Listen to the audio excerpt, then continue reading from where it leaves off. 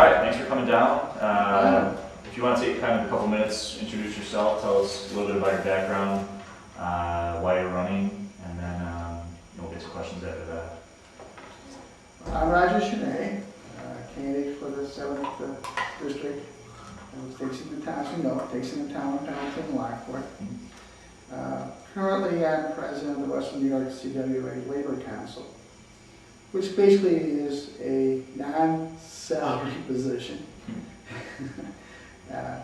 The position entails two pieces. One is community service, and that's the E.J. Mays Scholarship Fund. I started the golf tournament, and this year we will give 7 $1,500 scholarships, and we've been doing that for 6 years. Prior to that, we had a fundraising dinner. This was established better than 20 years ago, the Mays Foundation, because it was established for one of our staff reps, actually a district director, and for all that he's done in the community. Died suddenly because of heart problems, and so it was dedicating his name. The other piece is a legislative piece. For roughly 20 years, I've been involved in politics. Basically, the issues there is the working families issues. Been involved as a lobbyist for working families issues. Been in Albany more times than I care to count. And I've also been in Washington too.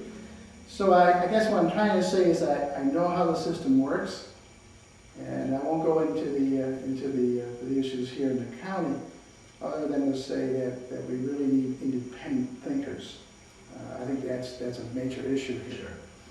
And one of the reasons or many reasons why I'm running, is that I see that the county is going in the wrong direction.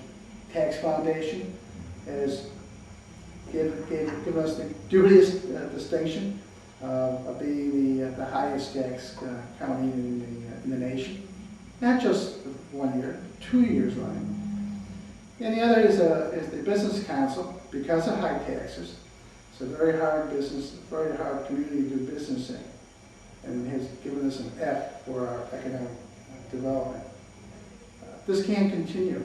We really have to change course. So the people in the 7th District have very clear direction. Do we want 2 more years of high taxes and failed economic policy, or do we want a new direction? I hope that they will support me, because bottom line is that I have a 4-point plan that I'll be glad to discuss with you, a strategy to change that course of direction. Okay. I guess my first question would be, with 20 years in politics, sounds like a lobbyist. Why now? What changed in the last little while that you decided now is the time to run? Well, that's an excellent question, Tim. The issue is that I look at the candidates that have been put forth in this race, in particular, who've actually fallen over themselves. Right. They're good people, but I understand what needs to win this race. My opponent has been in office a long time, and he's not done anything for our district. He's not brought money into the district. He basically supports closing Mountain View. He supports the failed economic policies and so on and so forth.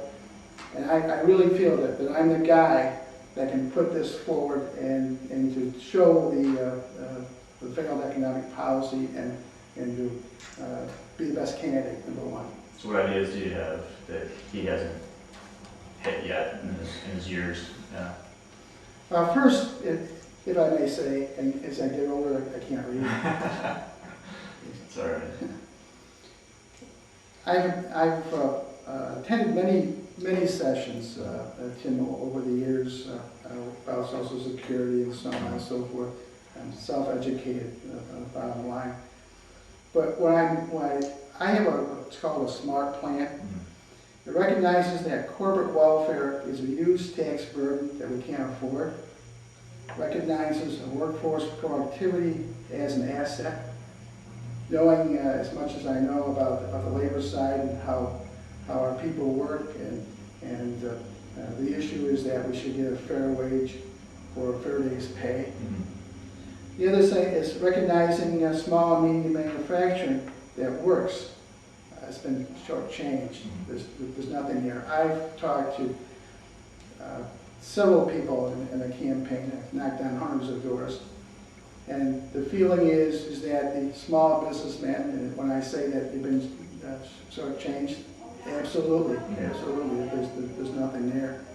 It seems like the policy of this Republican legislature is that they give away everything to new companies coming in, Canadian companies, you know, that will give the house away. But the small manufacturer, the guy who lives here, pays taxes here, gets nothing. The other piece is that I recognize that we need to invest in clean, renewable energy resources to create wealth. I mean by that the wind power, solar power, so on and so forth. That's a major issue here. It's a high cost of power. What can we do to bring down the high cost of power? Unfortunately, the power in this area is controlled by the New York State Power Authority. And there has been some attempts to bring some free power, I'll say free power, into our economy.